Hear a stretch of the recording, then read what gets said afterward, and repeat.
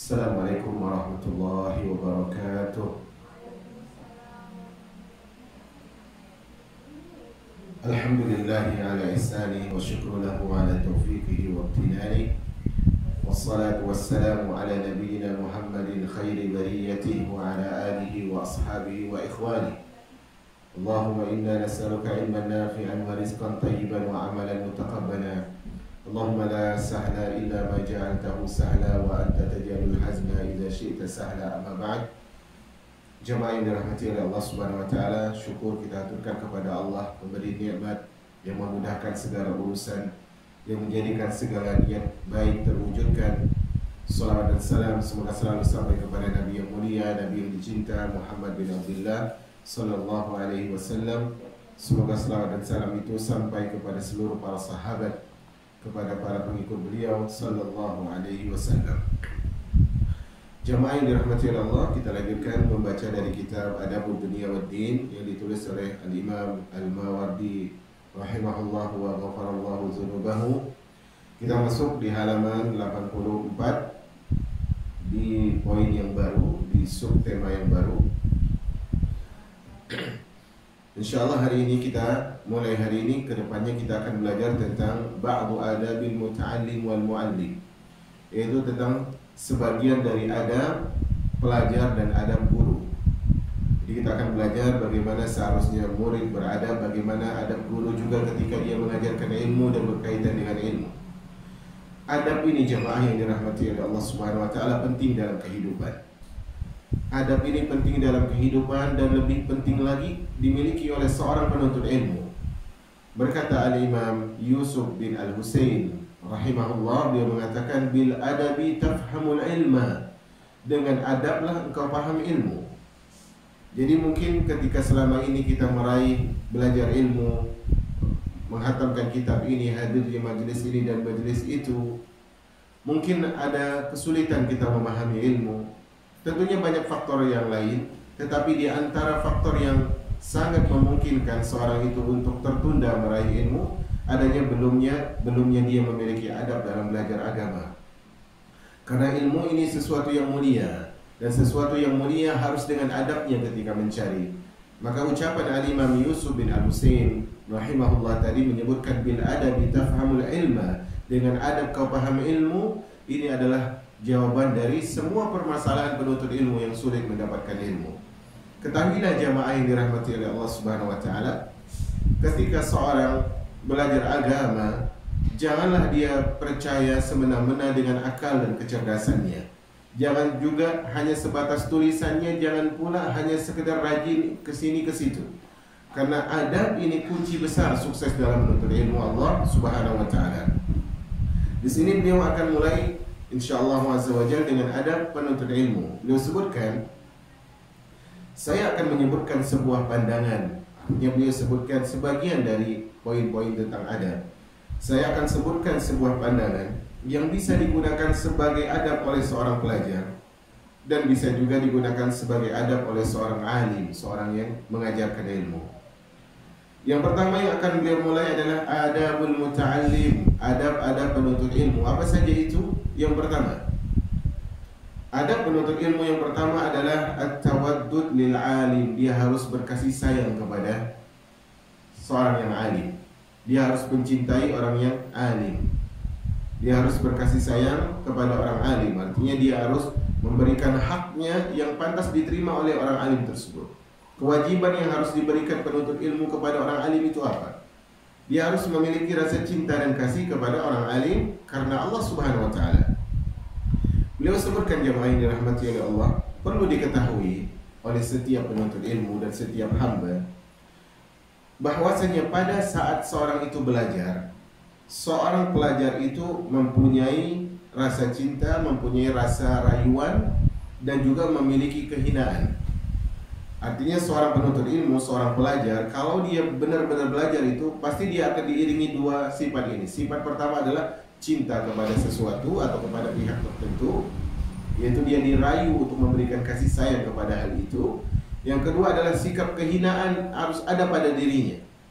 Dia harus memuliakan pihak tertentu dan dia harus menghinakan dirinya kepada pihak tertentu dengan aturan-aturannya. Beliau sebutkan dua hal ini, rayuan dan kehinaan. Jika dia menggunakan keduanya, yaitu rayuan dan kehinaan, rasa cinta dan kehinaan, jika dia menggunakan keduanya, maka dia berhasil dalam menuntut ilmu. Ringkasnya untuk sementara ini, melalui ucapan beliau ini kita bisa pahami jemaah bahwasanya di antara sebab kegagalan seorang penuntut ilmu adalah ketika dia meninggikan dirinya di hadapan alim, sombong di hadapan alim, dan dia tidak berbelas kasih kepada gurunya. Maka ini gagal dia dalam menuntut ilmu, pasti dan pasti. Karena dia merasa dirinya lebih mulia, dia merasa dirinya gunung, sementara gurunya adalah dataran berlumpur. Jika dia meninggalkan keduanya, dia tidak akan mendapatkan apa-apa. Artinya kalau dia tidak berkasih sayang kepada gurunya, tidak memuliakan gurunya, tidak mencintai gurunya, tidak merayu gurunya maksudnya adalah agar gurunya memberikan ilmu, dan tidak menghinakan dirinya dengan syarat-syaratnya ketika memuliakan guru, maka dia akan tidak mendapatkan apa-apa dari ilmu gurunya. Ini penting jemaah. Waalaikumsalam. Karena merayu seorang alim, kata beliau, dua sebab tadi ya. Pertama merayu, kedua apa? Menghinakan diri.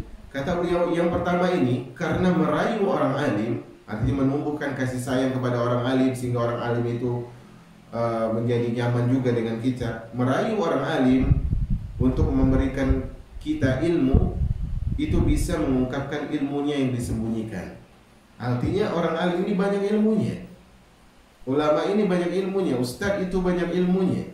Tetapi kalau kita nggak baik sama dia nggak akan mengungkapkan ilmunya jemaah. Dia tidak akan mengungkapkan faedah-faedah yang bisa bermanfaat bagi hidup kita. Nah, kalau kita bersikap baik kepada alim, merayu dia dengan akhlak-akhlak mulia tentunya, tentu hal ini bisa menjadikan ilmu yang tadi belum dikeluarkan oleh alim tersebut, sehingga kita dapat ilmu yang baru. Sedangkan kehinaan, kita menghinakan diri kita di hadapan alim, tentunya tidak melebihi batas. Sedangkan kehinaan seorang pelajar kepada gurunya, itu bisa menjadi sebab kontinunya, berterusnya kesabaran gurunya dalam mengajar. Terkadang guru tersebut harus mundur jamaah dari majelis ilmu karena tidak ada adab dari muridnya. Terkadang guru tersebut harus stop di tengah jalan. Karena apa? Karena muridnya merasa tidak butuh kepada dirinya. Bukan guru itu tidak sabar, justru itulah kesabaran guru. Dia ingin ilmu dihormati, bukan dirinya. Maka ini penting jamaah yang dirahmati oleh Allah Subhanahu wa taala. Dengan mengungkapkan ilmunya. Tadi kalau kita merayu, dia akan mengungkapkan ilmunya, dan kalau kita menghinakan diri sebatasnya, kita akan mendapatkan guru itu sabar memberikan ilmu. Kata beliau, dengan kontinuitas, dengan kesabaran gurunya, dia bisa mendapatkan ilmu yang lebih banyak. Kalau dengan rayuan tadi, ilmu yang lain yang tadi tersembunyi bisa terungkapkan. Kalau gurunya sabar karena dia beradab, beretika, menghinakan diri, maka dia akan mendapatkan ilmu yang lebih banyak karena gurunya kontinu ngasih. Kalau enggak, gurunya mundur. Nah, jamaah yang dirahmati oleh Allah, kemudian di sini beliau membawakan hadis dari sahabat Mu'adz radhiyallahu taala anhu, dan tolong ditulis di buku. Hadisnya adalah hadis palsu. Hadisnya hadis palsu, yaitu laisa min akhlaqil mu'min al-malak illa fi talabil ilmi. Bukanlah merupakan akhlak mukmin itu merayu kecuali dalam menuntut ilmu. Hadisnya hadis palsu. Kita bacakan hadisnya, kita sebutkan statusnya agar ibu-ibu tahu insyaallah azza wa jalla. Kita lihat kepada ucapan sahabat yang mulia Abdullah bin Abbas. Ucapannya ini kita ambil pelajaran dari ucapan Abdullah bin Abbas. Abdullah bin Abbas itu jemaah, bahkan ketika para sahabat senior seperti Umar, seperti Utsman, Ali dan yang lainnya masih ada, Abdullah bin Abbas ini sudah dimuliakan dengan ilmu oleh Allah Subhanahu wa taala. Pertanyaan kita adalah, kenapa sahabat yang kecil ini jauh lebih dimuliakan daripada beberapa sahabat yang lain dari satu sisi? Jawabannya adalah, lihat ucapan Abdullah bin Abbas. Kata beliau, zallaltu taliban fa'azaztu matluba. Kata beliau radhiyallahu taala anha, Ibnu Abbas, beliau mengatakan ucapan yang sangat luar biasa, aku hina ketika mencari ilmu, dan kemudian aku mulia ketika ilmuku dicari. Maksudnya adalah, dulu ketika menuntut ilmu, Aku merendahkan diriku kepada ustadku, aku merendahkan diriku kepada guruku, aku merendahkan diriku kepada seorang alim. Dengan aku merendahkan diri karena dia pantas untuk mendapatkan penghormatan dariku, sekarang balasannya apa? Aku yang dimuliakan, aku yang didatangi oleh orang-orang sementara mereka butuh kepada diriku. Ini jamaah yang dirahmati oleh Allah Subhanahu wa taala. Maka penting kita membangun sesuatu itu kita bangun dengan adab-adabnya. Di antara adab penuntut ilmu tadi adalah dia berkasih sayang kepada gurunya, dia menghormati gurunya, dia memberikan cinta karena Allah kepada gurunya, dan dia harus merendahkan sayap ketundukannya kepada gurunya dengan adab-adab Islam.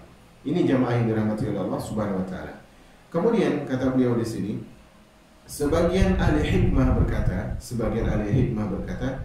kata mereka adalah man lam yatahammal zullat ta'allumi sa'atan baqiya fi zullil jahli abada.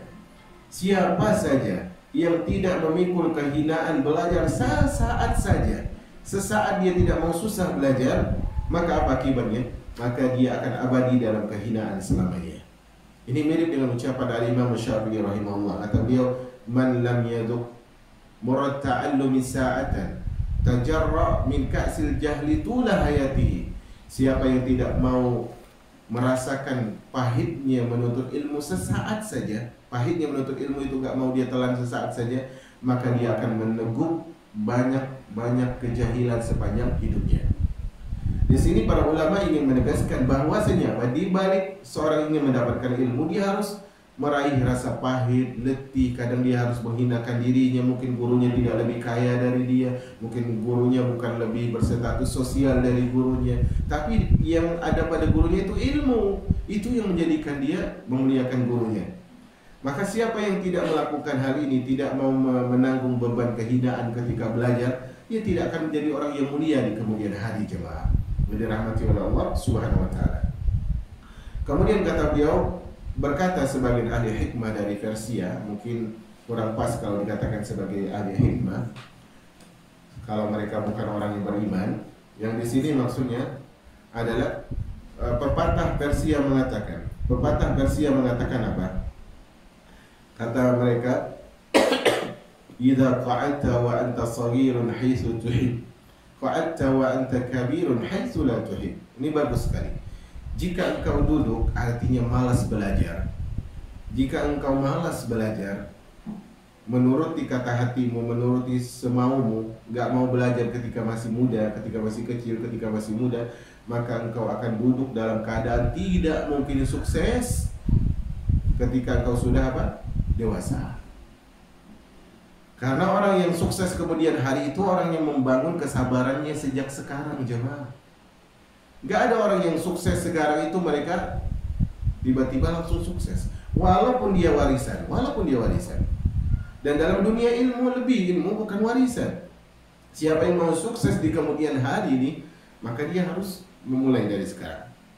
Sabar, bergerak, jangan bosan di majelis ilmu. Tak pantas kita bosan di majelis ilmu sementara ampunan Allah dibagi, sementara kasih sayang Allah turun, kemudian malaikat menaungi. Gak pantas kita bosan di majelis ilmu, jamaah yang dirahmati oleh Allah Subhanahu wa taala. Omongan-omongan manusia kalau kita duduk di majelis kumpul dengan teman-teman itu, mungkin omongan manusia akan menyakiti kita, tapi majelis ilmu itu adalah diambil dari kitabullah, diambil dari sunnah Rasul alaihi salatu wassalam. Tak pantas kita bosan dari hal itu.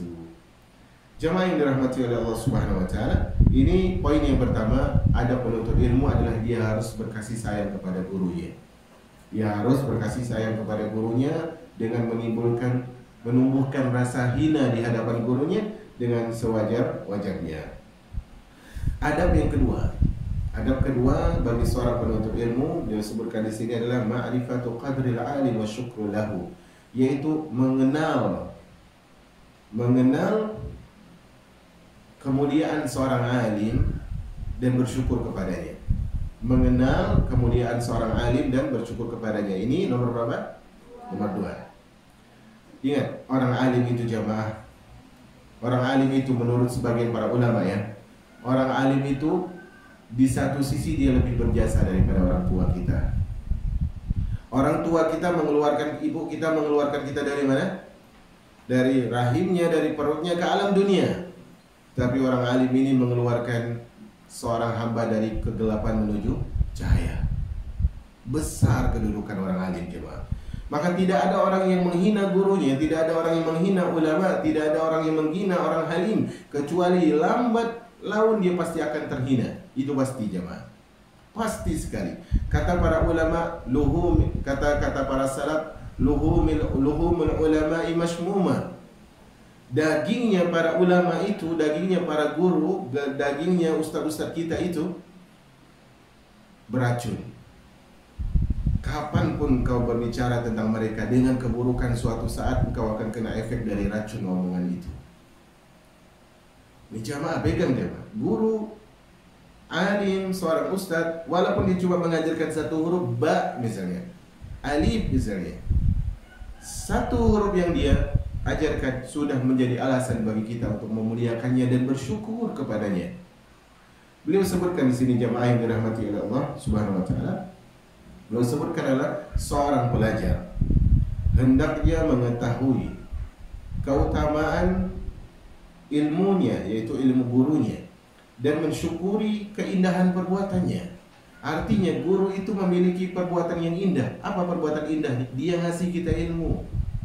Dia ngasih kita ilmu, jemaah. Kalau seandainya satu huruf misalnya orang mengajarkan alif dibayar 1 miliar, itu bukan merupakan harga yang berat. Bukan merupakan harga yang berat. Karena ilmu ini penting, jemaah. Tak pantas seorang tak kenal huruf hijaiyah, huruf Al-Quran. Tak pantas seorang tidak tahu bagaimana fikih dalam agamanya, bagaimana adab dalam agamanya, bagaimana akidah Islamiyah. Enggak pantas. Seorang harus tahu tuh gurunya itu memiliki keutamaan, memiliki fadilah, dan dia harus menampakkan syukurnya kepada gurunya karena bersedia memberikan ilmu.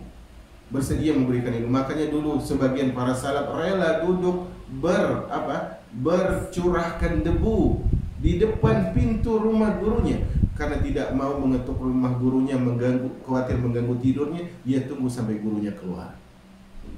Begini jamaah yang dirahmati oleh Allah Subhanahu wa taala. Maka di antara mereka tidak mau makan sebelum gurunya makan. Di sini jamaah yang dirahmati oleh Allah, bagaimana mereka mengajarkan bahwa guru itu memiliki keutamaan dan mereka pantas untuk mendapatkan keindahan itu. Ali bin Abi Thalib radhiyallahu anhu, atau di situ beliau membawakan dulu sebuah, tidak ada ya di situ, nggak ada hadis ya. Di buku terjemah ada hadis nggak? Tidak ada ya, langsung ucapan Ali. Ya langsung ucapan Ali ya. Berarti nggak ada hadis. Tidak usah saya sebutkan hadisnya karena hadisnya juga lemah, hadis palsu. Kita langsung kepada ucapan Ali bin Abi Thalib radhiyallahu anhu. Kata Ali bin Abi Thalib, la ya'rifu fadla ahli al-fadl illa ahli al-fadl. La ya'rifu fadla ahli al-fadl illa ahli al-fadl. Tidak ada yang mengetahui keutamaan ahli ilmu kecuali orang yang utama. Tidak ada orang yang mengerti bahwa ahli ilmu itu punya keutamaan kecuali orang yang diberikan keutamaan. Artinya tidak ada, makna kebalikannya ini, tidak ada satupun orang yang menghinakan ahli ilmu kecuali dia orang yang hina. Tidak ada satupun orang yang memburuk-burukkan gurunya, memburukkan syekhnya, memburukkan alimnya, menghina ustadznya dan sebagainya, kecuali dialah orang yang terhina. Ali tegas menyebutkan tidak ada yang mengerti tentang keutamaan ahli ilmu kecuali orang itu adalah orang yang utama. Maka orang yang tidak memiliki keutamaan, dia akan berbicara buruk tentang ulama, tentang para salaf, tentang para ustadz, tentang para guru, karena dia tidak mengerti bagaimana peran guru tersebut, jemaah yang dirahmati oleh Allah Subhanahu wa taala. Bahkan Allah Subhanahu wa taala menyebutkan tentang guru itu, wa innal alim la yastaghfiru lahu ma fis samawati wal ard. Orang berilmu itu diminta ampunkan oleh semua makhluk yang ada di langit dan di bumi. Semua minta ampun untuk siapa? Untuk alim. Sementara di sana mungkin ada orang-orang yang menghina gurunya. Dan ini ya'zan billah, makhluk yang dijauhi dari rahmat Allah Subhanahu wa taala dengan kelakuan yang seperti itu. Seorang penyair mengatakan, Ini perhatikan jemaah. Dua orang ini harus kita hormati. Seorang penyair mengatakan, innal muallima wat tabiba kilahuma la yansahani idza huma lam yukrima.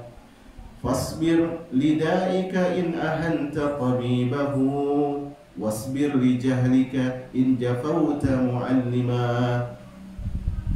Kata penyair, ucapan sangat indah. Sungguh seorang guru itu, seorang ustadz itu, seorang pengajar itu, dan juga seorang dokter. Ada berapa orang berarti? Dua, guru dan dokter. Mereka berdua tidak akan memberi nasihat dan tidak akan memberi resep. Guru nggak akan beri nasihat, dokter nggak akan beri resep. Kapan? Ketika mereka tidak dimuliakan. Jadi jangan pernah kita berucap kepada dokter atau kepada guru, nggak ikhlas tuh guru, masa itu aja dia nggak mau nasihatin. Enggak. Kadang mereka melihat memang orang ini nggak pantas. Nggak pantas. Ada orang nggak pantas dikasih pedang di tangannya. Ada orang nggak pantas dikasih permata di tangannya karena dilemparkan dia ke dalam lumpur juga. Nah, guru dan pengajar ini mereka tidak akan memberikan resep, nggak akan memberikan nasihat kalau tidak dimuliakan. Kalau mereka nggak memberikan resep, guru nggak berikan nasihat, dokter nggak berikan resep, apa yang kita alami? Kata beliau, bersabarlah menghadapi penyakitmu jika engkau merendahkan doktermu. Oh ini kayaknya bukan dokter yang bisa menyembuhkan. Kalau gitu sakitlah kau terus. Dan bersabarlah menelan kebodohanmu jika engkau kasar dan tidak beradab kepada gurumu. Ini jemaah resep. Resep orang berhasil dari dulu tuh menuntut ilmu, dia punya adab kepada gurunya. Punya adab. Terkadang sebagian yang terjadi di lapangan, wallahu a'lam bissawab, wallahul musta'an wa alaihi tuklan, kepada Allah kita mengadu. Dan sebenarnya agak sensitif kalau kami ngomong hal ini karena kami sebagai penceramah juga khawatir nanti ada anggapan bahwa oh dia ingin dimuliakan. Sekali-kali tidak, jemaah. Tapi di sana ada ucapan membandingkan gurunya di lokal, artinya ustadz lokal, dibandingkan dengan ustadz luar kota yang masyhur. Daripada ikut kajian ustadz ini misalnya, lebih baik dengar kajian ustadz itu. Wallah ya, kira-kira kalau dia ada masalah hidup, dia telepon ustadz itu atau dia datangin ustadz lokalnya? Ustadz lokal. Gak bisa dia ketemu ustadz yang sibuk itu, gak bisa dia ketemu ustadz yang viral itu. Ini tidak beradab jemaah yang dirahmati oleh Allah Subhanahu wa taala. Sekali lagi, ini bukan agar Anda memuliakan kami, tapi setiap yang punya hak pantas untuk dimuliakan. Maka dokter dia gak akan kasih resep kalau Anda gak memuliakan dia. Ustadz gak akan memberikan sebuah wejangan, solusi dan nasihat kalau engkau tidak beradab kepada dirinya. Ini penting jemaah yang dirahmati oleh Allah Jalla fi'ala. Jangan sampai kedudukanmu yang tinggi. Kadang penuntut ilmu itu lebih kaya, lebih memiliki jabatan. Tapi kata beliau, jangan sampai kedudukanmu yang tinggi. Jika memang engkau memiliki kedudukan, jangan sampai kedudukan itu mencegahmu untuk memberikan keutamaan dan memuliakan gurumu. Jangan sampai. Oh dia miskin, ya dia miskin, tapi dia gurumu. Oh dia adalah rakyatku, tapi dia gurumu. Meskipun gurumu tidak ternama, tidak masyhur, tidak terkenal, kau lebih viral dan sebagainya, tapi dia gurumu jemaah. Dia yang memberikan seteguk air ketika kau haus di dalam kejahilan.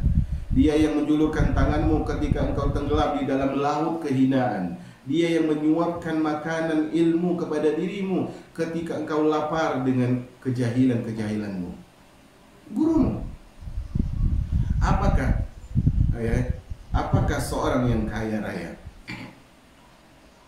bisa menyelamatkan dirinya dari neraka Allah hanya dengan harta? Wallah, demi Allah tidak. Apakah para pejabat tersebut bisa menempahi Allah, tempat surga, tempat duduk di surga Firdaus dengan jabatannya? Gak bisa. Anda butuh ilmu, karena ilmu ini yang akan membenarkan amalanmu atau mengabarkan bahwa amalanmu selama ini adalah salah. Karena para ulama sebagai guru benar-benar diagungkan oleh agama Allah, itu diagungkan. Bukan dengan kekuasaan dan harta. Jadi orang mulia itu bukan karena kekuasaannya, bukan dengan hartanya. Kalau jabatan itu lebih mulia, maka Fir'aun mengalahkan Nabi Musa alaihissalam. Kalau kekayaan itu lebih menjadikan seorang bermartabat, maka Qarun pasti akan mengungguli siapa? Musa dan Harun. Tapi Fir'aun ditenggelamkan di dalam air. Qarun ditenggelamkan di mana? Di bumi. Sementara Nabi Musa dan Harun, harum nama mereka jemaah, karena mereka punya ilmu. Mereka punya ilmu. Jadi bukan karena kekuasaan, bukan karena harta. Seorang ahli adab menyandungkan bait syair milik Abu Bakar bin Buraid kepadaku. Kata beliau, ada yang menyebutkan sebuah syair kepada beliau. Syair itu berbunyi, la tahkiranna aliman wa in khuliqat athwabuhu fi uyubi rabiqihi wanzur ilaihi bi'ainin zi adabin muhazzabir ra'yi fi taraikihi fal masku bainana tarahu mumtahanan biqahri atarihi wa sahikihi hatta tarahu fi arida malikin aw mawdi'i tadi min mufarikihi.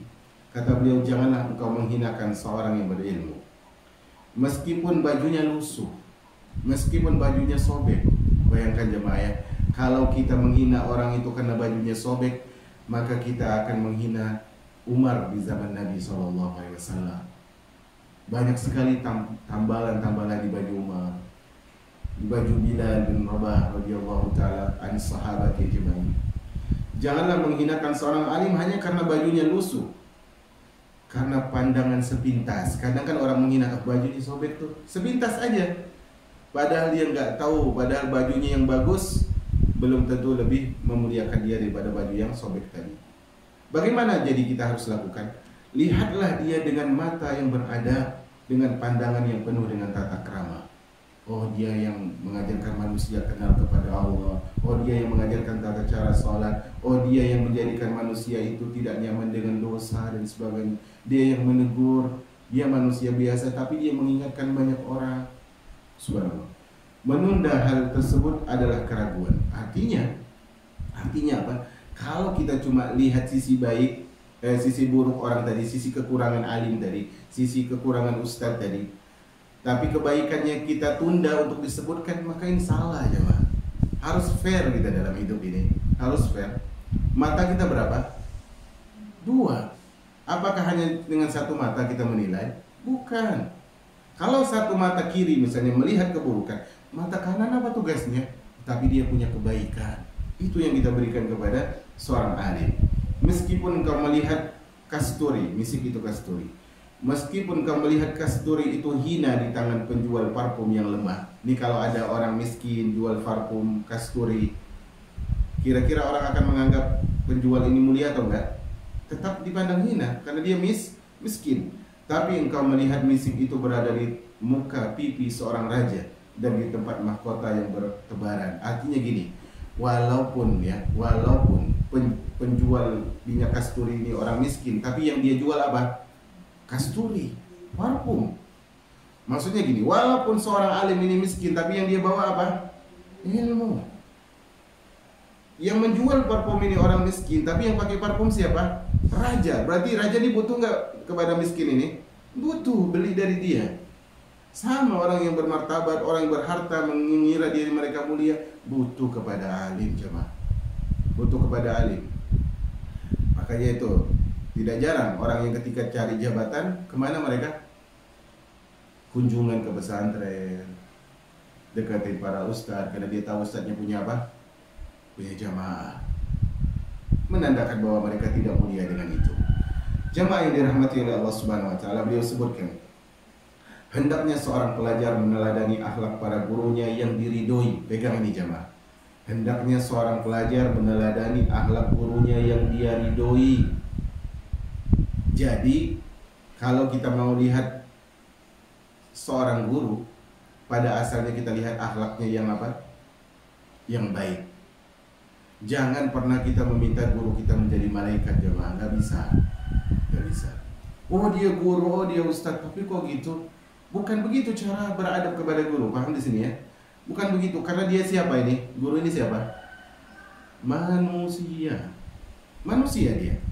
Dengan gurunya dia menghafal Al-Quran, dia hafal buku-buku hadis, dia hafal matan ilmu. Apakah dengan itu dia jadi malaikat? Enggak. Maka yang harus dilakukan oleh penuntut ilmu adalah dia harus meneladani akhlak gurunya yang dia ridhoi. Oh guruku akhlak di sininya bagus. Sementara aibnya dia apakan? ditutup. Aibnya ditutup. Karena gini jemaah, seorang guru tersebut dia masih manusia, dia bersalah, tapi ingat dia memiliki keutamaan yang besar. Meniru semua perbuatan baiknya, ditiru. Yang baiknya diambil. Jangan justru yang salahnya yang diambil. Jangan sampai kesalahan guru itu dijadikan bahan bakar untuk menyirami api. Hancur hidup seorang murid kalau demikian jemaah. Hancur.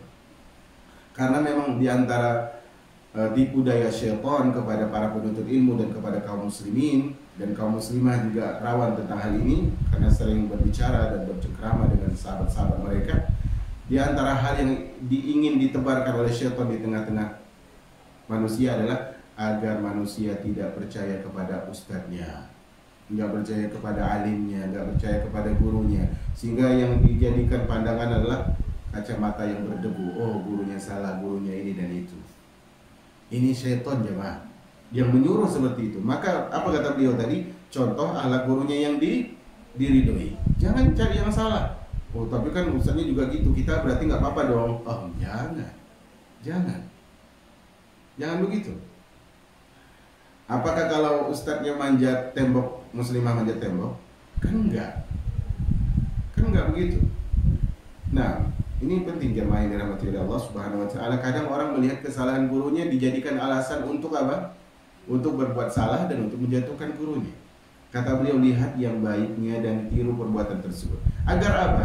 Agar dia mencintai mereka, agar dia cinta kepada gurunya, kepada poin pertama tadi. Kalau yang dilihat kesalahan gurunya akan memuliakan gurunya, tidak? Nggak bakalan. Akan cinta kepada gurunya, tidak? Nggak mungkin. Kalau dia lihat cabai itu dari segi pedasnya aja, apakah dia akan buat sambal? Enggak. Tapi ya, buktinya apa? Hidupnya hampa tanpa sambal, kan begitu? Ya. Bagaikan mengunyah angin. Artinya gini jamaah, guru kita ini dia punya kesalahan, iya, karena dia masih manusia. Tetapi dia bukan manusia biasa tanda kutip, karena dia membawa cahaya ilmu. Nah, kalau kita melihat keburukannya, gimana kita harus bisa menghormati dia? Gimana kita bisa mencintai dia? Maka lihatlah kebaikannya agar dia mencintai mereka, agar penuntut ilmu ini mencintai guru-gurunya. Sehingga apa? Timbul semangat belajar. Oh, Masya Allah, timbul semangat belajar. Ternyata dengan ilmu kita diajarkan tawadhu, dengan ilmu kita diajarkan bagaimana kapan menangis, dengan ilmu bagaimana kita menghadapi orang yang menzalim kita. Itu guru saya menghadapi hal itu. Saya harus belajar dari dia. Dan seterusnya. Tidak melanggar dan tidak menjauhinya. Jangan sampai menjauhi guru. Jangan sampai jemaah. Anda ketika menjauhi guru itu seperti Anda berjalan di malam hari tanpa bulan, tanpa bintang, di tengah jalan yang beranjau. Banyak duri dan banyak ranjaunya. Apa yang terjadi jemaah? Meledak Anda, hancur. Minimal kena duri. Kenapa? Anda menjauhi cahaya. Cahayanya siapa tadi? Guru. Bukankah kata Al-Imam Syafi'i, al-ilmu nurun? Ilmu itu adalah cahaya. Bukankah Al-Imam Ibnu Jauzi dalam kitab beliau Talbis Iblis, tipu-tipu daya iblis? Apa kata Imam Jauzi? Tipu daya iblis pertama adalah memalingkan manusia dari majelis ilmu, maksudnya dari para ulama. Sehingga kalau iblis sudah berhasil memadamkan cahaya ilmu ini, dia akan jerembabkan manusia ke dalam kegelapan sekehendak dia. Jangan pernah menjauh dari ahli ilmu. Kemudian di sini beliau membawakan sebuah hadis, dan hadisnya adalah hadis yang baik, kasih keterangan hadisnya hadis dhaif, hadis yang lemah, yang berbunyi adalah sebaik-baik pemuda kalian adalah pemuda yang meneladani para sesepuh, orang yang tua. Seburuk-buruk pemuda kalian adalah yang meniru pemuda. Ini secara makna bisa sahih satu sisi, tapi hadisnya dhaif ya. Maksud beliau di sini mungkin adalah sebaik-baik generasi muda adalah yang meniru orang yang berilmu, bukan meniru orang yang baru belajar, bukan. Kemudian jemaah yang dirahmati oleh Allah Subhanahu wa taala, ada hadis yang sahih di situ, hadis dari sahabat yang mulia Abdullah bin Umar. Kata Nabi sallallahu alaihi wasallam, "Man tashabbaha biqaumin fahuwa minhum." Siapa yang meniru suatu kaum, maka dia masuk dari golongan kaum itu. Maksudnya apa? Siapa yang meniru kebaikan alim, kebaikan ustadz, kebaikan ulama, maka dia masuk golongan orang yang baik. Siapa yang meniru kesolehan mereka, dia masuk dalam golongan orang yang soleh, walaupun kita belum soleh. Meniru, kata penyair apa? Kata penyair, illam takunu mithlahum fatashabbahu, inna tashabbuha bil kirami falahu. Kalau kau belum soleh, ya, maka tirulah orang soleh. Karena meniru orang-orang soleh yang mulia itu adalah sebuah keuntungan. Jadi apa? Orang misalnya nih ya, ada orang yang kita ketahui dia kesolehannya dengan ilmunya, dia tata cara duduknya atau tata cara berbicaranya begini dan begitu. Kita belum belajar tentang ilmu itu, tapi minimal apa yang harus kita lakukan? Contoh jalannya. Atau minimal ada orang pengen pergi haji, pengen pergi umroh. Sebelum pergi haji dan pergi umroh, apa yang dilakukan? Minimal berniat. Nah, kita ini kalau nggak punya uang untuk haji dan umroh, minimal apa? Niat dulu. Tiru orang yang baik itu, kesolehan. Wahibbus salihin walastu minhum la'alli ad'ana bihim syafa'ah. Kata Imam Syafi'i, aku mencintai orang soleh walaupun aku bukan soleh. Semoga dengan itu aku bisa mendapatkan syafaat dari mereka. Nah, ini penting jamaah yang dirahmati oleh Allah Subhanahu wa taala. Kemudian beliau membawakan syair yang disenandungkan kepada beliau yang milik Abu Bakar Ibnu Duraid, yang maknanya adalah orang berilmu yang berakal adalah anak dirinya sendiri. Jenis ilmunya membuatnya tidak membutuhkan orang sejenisnya. Maksudnya adalah orang berilmu itu dia tidak butuh orang lain, maksudnya dia tidak butuh kepada bertanya kepada orang lain, satu sisi, karena dia sudah memiliki ilmu tentang itu. Artinya dia sudah punya warisan-warisan ilmu. Jadilah engkau anak siapapun yang engkau sukai dan beradablah, karena orang hanya ditentukan oleh keutamaan kecerdasannya. Di sini beliau ingin isyaratkan bahwasanya kecerdasan yang paling cerdas adalah beradab. Adab itu kecerdasan yang mahal, jemaah. Jadi gini ya, mungkin Anda bisa encerkan akal Anda, otak Anda dengan makanan-makanan yang vitaminnya ngarah ke otak, ke akal. Tapi vitamin ini nih, minyak apa tuh? Untuk kecerdasan? Ya, minyak ikan apa dulu? Ya, minyak ikan itulah ya. Saya tidak dengar soalnya. Nah, minyak ikan tersebut atau kismis yang disebutkan oleh Ibnu Qayyim, kismis salah satu makanan cerdas. Dulu saya sering konsumsi ini juga ketika nyantri. Kismis salah satu makanan untuk mencerdaskan akal. Mungkin dengan konsumsi ini dan itu akal kita jadi encer. Tapi apakah dengan konsumsi ini kita bisa beradab? Enggak. Jadi yang lebih mahal dari segala kecerdasan adalah adab seorang itu sendiri. Orang yang kamu muliakan karena orang lain itu tidak sama orang yang kamu muliakan karena dirinya sendiri. Artinya apa? Si A memuliakan si B karena apa? Karena si B ini punya ilmu. Dengan satu lagi si A memuliakan si B karena dia ingin mencari kemuliaan dari si C. Berarti yang poin kedua ini, contoh kedua ini, dia memuliakan orang lain karena faktor orang ketiga. Paham ya? Sementara yang pertama tadi dia memuliakan gurunya ini karena gurunya ini yang pantas dimuliakan, karena keutamaan itu ada pada diri gurunya sendiri, bukan ada pada pihak ketiga. Jadi jamaah, di sini dia ingin mengajarkan kepada kita bahwasanya seorang guru itu sangat pantas kita muliakan karena memang kita bukan cari muka kepada orang lain. Karena memang dia memiliki keutamaan yang harus kita tengadahkan tangan kita, hati kita untuk mendapatkan ilmu darinya. Ini jamaah yang dirahmati oleh Allah Subhanahu wa taala. Kita ambil satu adab lagi. Adab yang ketiga adalah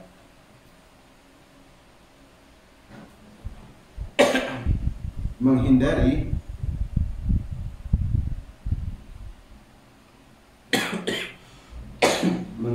sikap apa ya bahasa Indonesia? Menghindari sikap akrab yang berlebihan kepada guru. Menghindari sikap akrab yang berlebihan. Akrab kepada guru perlu tidak tadi di poin kedua? Perlu enggak? Perlu. Tapi jangan berlebihan. Kadang ada gurunya itu disikapi seperti kawannya. Oh dia kan memang kawan anak, benar. Tapi satu sisi dia siapa? Guru.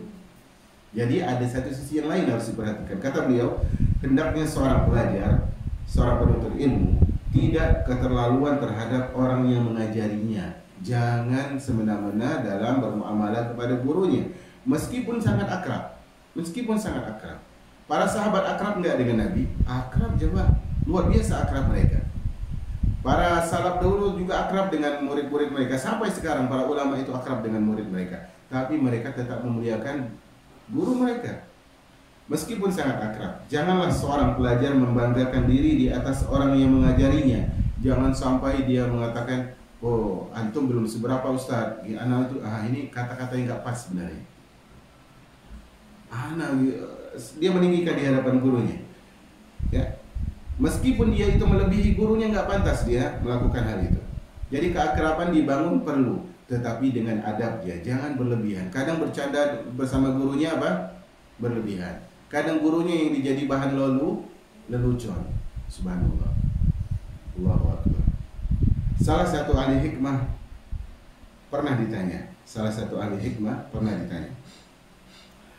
Man adzalun nas? Man adzalun nas? Siapakah orang yang paling hina wahai imam?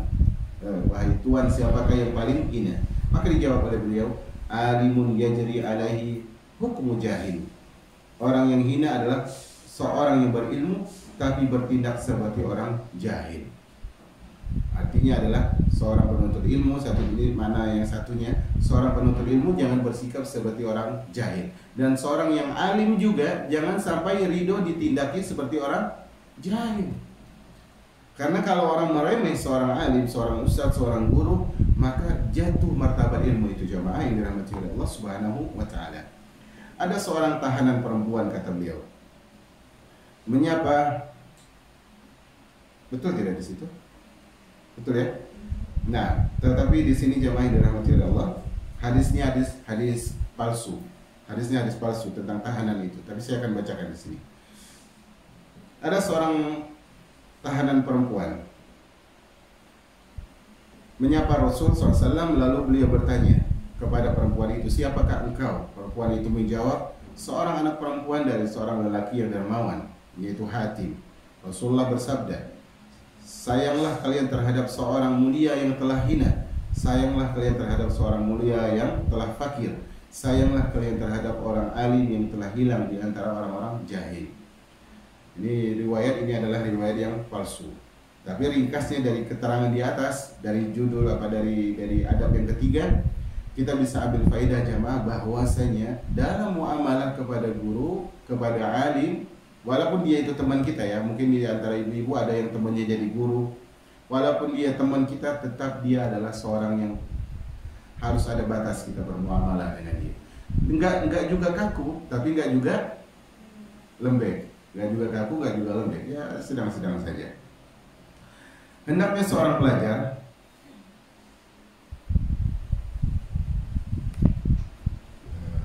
sebentar itu. Lanjut atau tidak? Ini poin keempat sebenarnya. Cukup atau lanjut? Hah? Sepakat dulu. Lanjut, satu lagi ya kalau lanjut ya. Nah, adab yang keempat adalah berhati-hati dari sikap merasa tidak butuh kepada guru. Berhati-hati dari sikap merasa tidak butuh kepada guru. Ini adab yang keempat. Jangan sampai seorang pelajar, seorang muslim, seorang muslimah merasa nggak butuh kepada guru, ustaz ataupun ustazah. Kata beliau, hendaknya seorang pelajar tidak memperlihatkan kecukupannya dan ketidakbutuhannya terhadap gurunya. Jangan sampai gurunya melihat hal itu, dan dia pun tidak boleh merasa hal itu dalam kesendiriannya. Karena hal itu adalah pengingkaran terhadap nikmat dan meremehkan hak guru. Oh, saya nggak butuh kok kepada dia. Kadang ada alasan seperti ini. Anak nggak butuh kok kepada ustadz itu. Yang anak butuh tuh ustadz yang satu lagi. Ya, dia akan termakan omongannya suatu saat jemaah. Ini bahaya, bahaya. Karena kalau toko sebelah tutup, mana ke toko mana belanjanya? Ke toko yang tadi itu, nggak mungkin dia kelaparan kan? Ini waspada jemaah. Kemarin kita sebutkan juga ada sesuatu itu di Kadang sesuatu itu ada di sungai, sementara tidak ada di mana? Di laut. Ini kaidah yang lama yang kita pegang karena buku ini berlanjut. Nah, seorang itu tidak boleh merasa tidak butuh, karena hal itu adalah pengingkaran terhadap nikmat dan meremehkan hak gurunya. Bisa jadi salah satu pelajar menemukan kekuatan dalam dirinya. Mungkin dia merasa dia lebih cerdas, Allah jadikan dia IQ-nya lebih kuat karena kualitas kecerdasannya, karena ketajaman pikirannya, sementara gurunya tidak seperti itu. Sehingga apa? Dia ingin menyusahkan gurunya, menentang gurunya, ingin mengalahkan gurunya dalam debat karena dia meremehkannya. Oh, saya lebih pandai kayak dalam hal ini. Kadang jemaah ada itu, ketika guru kita bahas ini, kita lebih tahu syarahnya daripada guru. Itu memang ada, nggak bisa dipungkiri. Tapi sikap merasa lebih baik itu jangan sama sekali. Pegang jemaah, kata-kata ini pegang, dan silakan tulis di status. Ini penting sekali. Kata-kata ucapan itu ini, ya ucapan Nana ini pegang ya. Tugas kita adalah memperbaiki diri kita. Pegang ini. Tugas kita adalah memperbaiki diri kita. Bukan menganggap diri lebih baik daripada orang lain. Katanya simpel, dua kata ini saja atau dua kalimat ini saja. Tugas kita adalah memperbaiki diri kita, bukan merasa lebih baik daripada orang lain. Ini kalau kita pegang, hidup kita indah ya, Mak. Hidup kita indah. Karena kalau tugas kita sudah kita tahu, yaitu oh, tugas saya memperbaiki diri saya, baju saya ini robek nih, kenapa saya harus pikirkan baju orang lain, baju saya robek. Kalau kita sudah tahu tugas kita itu memperbaiki diri, maka kita akan terhindar dari sikap kedua. Apa tadi itu? Merasa lebih baik daripada orang lain. Ini pegang. Ini lambat laun kalau kita belajar tumbuh jamaah. Tumbuh, lambat laun. Dulu awal-awal semua penuntut ilmu mungkin dirasuki rasa sombong. Tapi ingat ya jamaah. Tahu bintang atau tahu rembulan? Bintang nggak? Bintang tahu nggak bintang? Bintang di langit. Tahu ya? Asap tahu nggak? Asap tahu ya? Karena maksudnya kalau nggak tahu kita jelaskan. Bintang itu terlihat nggak di dalam di atas air? Ada laut nih, ada danau nih, atau ada ember, ada air, ada bulan di atas, terlihat nggak bintang di situ? Nampak nggak di bayangan air? Misalnya ada bulan nih, ibu-ibu lagi me time di pantai misalnya. Nampak nggak? Pegang itu ya. Asap. Apa namanya? Tadi berarti terlihat di bawah kan begitu ya? Dia di atas tapi terlihat di mana? Di bawah. Asap ini kemana larinya jamaah? Ke atas. Nah jamaah, mana yang lebih mulia kira-kira dan mana yang lebih indah? Asap yang terbang tinggi atau rembulan di piringan air tadi? Rembulan. Maksud saya adalah kadangkala orang itu lupa bahwa kesombongan itu seperti asap yang terbang tinggi padahal nggak ada fungsinya. Justru menjadikan polusi, kan begitu? Tapi jadilah seperti bintang, dia di atas langit tapi tawaduknya terlihat di mana? Di bawah, di air. Subhanallah jemaah. Pegang ini. Jadi tugas kita perbaiki diri kita, bukan menganggap lebih baik daripada orang lain. Tiada yang mengetahui keutamaan ahli ilmu, ucapan Ali tadi, kecuali ahli keutamaan. Salah satu penyair bersenandung. Saya akan langsung ke artinya karena kita ringkaskan di sini, waktu sudah lumayan. Kata beliau, sesungguhnya seorang pengajar dan seorang dokter. Kok kenapa kembali ke situ? Ini gara-gara angin nih. Gara-gara asap. Halaman berapa tadi jemaah? 87. Mohon maaf ya. Yang mana tadi?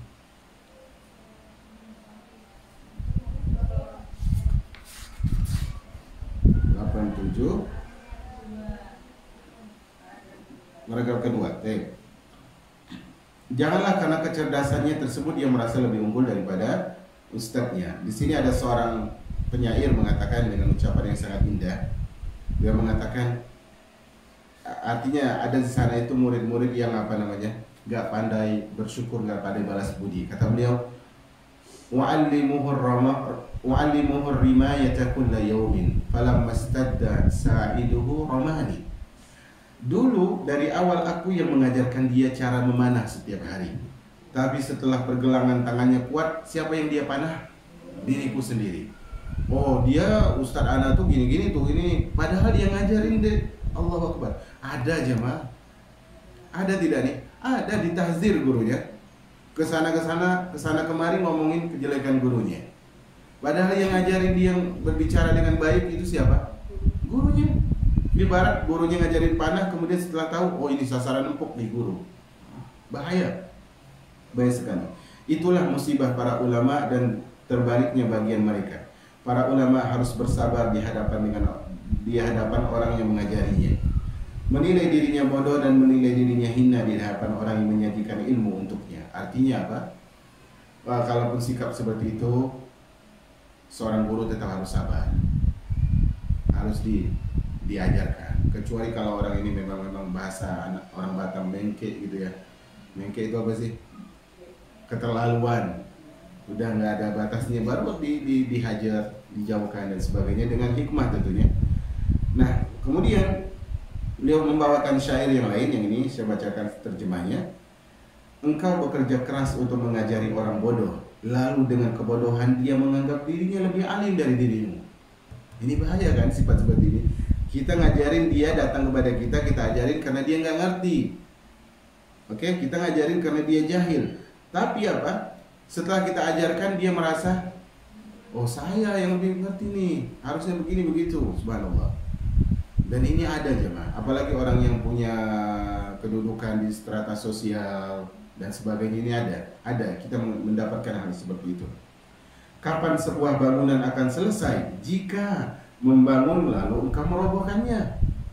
Ini guru ini nih baru ngajarin kau gak ngerti, diajarin tiba-tiba apa dibantah, dipukul dengan palu, jatuh di batu bata. Kapan selesainya?